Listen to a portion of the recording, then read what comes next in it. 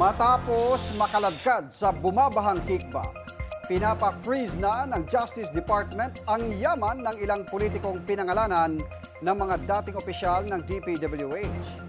Para sa detalye, narito ang Politico Update. Hiniling na ng Department of Justice sa Anti-Money Laundering Council ang pag-freeze sa mga bank account ng mga opisyal na pinangalanan ni Engineer Henry Alcantara. Sa ambush interview sa Senado, sinabi ni Justice Secretary Jesus Crispin Remulla nasa AMLAC na ang freeze order. Na-file na kasi sa DOJ yung kaso. Apa. That's what the AMLAC needs para mag-freeze order sila. Ayon kay Remulla, naghain na ng reklamo ang National Bureau of Investigation laban kina Senator Joel Villanueva, Senador Jinggoy Estrada, Ako Bicol Party List Representative Zaldico, dating DPWH Undersecretary Roberto Bernardo, dating Caloocan Representative Mitz Cahayon Uy, at dating Bulacan District Engineer Henry Alcantara. Indirect bribery at malversation of public funds ang isinampang reklamo sa DOJ.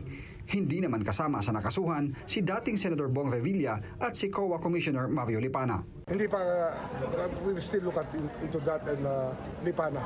Dalawa pa yun. Yung taga-COA. Taga-COA. Yung asawa niya na contractor. So ngayon, hindi na nila pwedeng galawin ang kanilang mga bank accounts? Yes, hindi na dapat ginagalaw.